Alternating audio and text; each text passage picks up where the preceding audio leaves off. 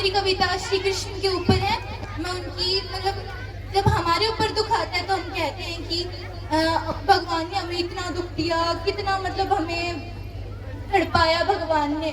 तो हम ये क्यों नहीं सोचते जब भगवान खुद मानव के रूप में आए थे तब उन्हें कितना दुख सहन करना पड़ा था। जब विष्णु जी श्री कृष्ण का मतलब रूप लेके आए थे तब उन्होंने कितना दुख सहा था। तो वो मैं आपको एक कविता में बताना चाहती हूँ। दुख शुरू थे मेरे जन्म से पहले, दुख शुरू थे मेरे जन्म से पहले मेरी मौत इंतजार में। कैसे कहूँ मैं कहानियाँ, सुनो पूरी लंबी कतार में। जन्म हुआ मेरा जेल में, माँ बाप का चेहरा मैंने देखा नहीं। माँ रोती रही, माँ देव की जुदाई मिली मुझे भेंट में। मामा से मिला उपहार ये, मेरे माता पिता लाचार थे। 6 भाइयों को मारा सामने, आंसू थे माँ की आंख में।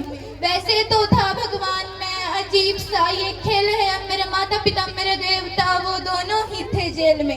कर्तव्य मिले मुझे जन्म से, बचपन बीती वर्ष में। जिस माँ ने पाला पोसा मुझे उससे भी हो गया दूर में। विधि का क्या विधान था, क्या लेख लिखा था कर्मों में। तुम ठीक से रो तो लेते हो, मैं रो भी ना पाया चैन से। कहने को तो मैं सब कुछ था, मैं राजा भी, मैं रंग भी। कष्टों से भरा था जीवन मेरे, दुखों का मेरे अंत नहीं। खेल कूद की उम्र में कर्तव्य मेरे अनेक थे। छुड़वाना था मेरे माता पिता को कई वर्षों से कैद थे। धर्म के चलते कर्म से वो वृंदावन भी छोड़ दिया। मथुरा की उन गलियों से भी अपना दामन मोड़ लिया।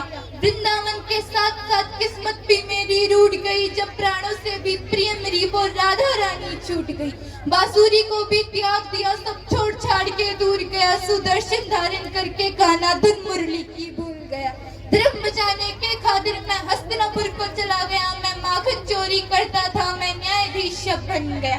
समय का चक्कर अजीब था, मैं जीत के भी हार गया। धर्म बचाने वाले को दुनिया ने कपटी बना दिया। तरह तरह के शाप मिले, अश्रु की बूंदें सूख गई। माँ गांधारी के शाप से मेरी द्वारिका नगरी डूब गई। मेरी बांसुरी भी छूट गई, मेरी द्वारिका भी डूब गई। मैंने क्या ही पाया जीवन से जब प्रेमिका ही दूर गई। विश्राम करने लेटा था मैं, तीर पैर में आ लगी। तुम जीते जिंदगी चैन से, मुझे मौत चैन की ना मिली। मानव के इस रूप में मैंने जाने क्या क्या देखा। मेरे वंश का पतन देखा, बर्बरिक का मस्तक देखा। द्रौपदी का चीरहरण, अभिमन्यु का अकाल मरण। कुरुक्षेत्र की भूमि में भारी भरकम विध्वंस देखा। कुरुक्षेत्र की भूमि में भारी भरकम विध्वंस देखा।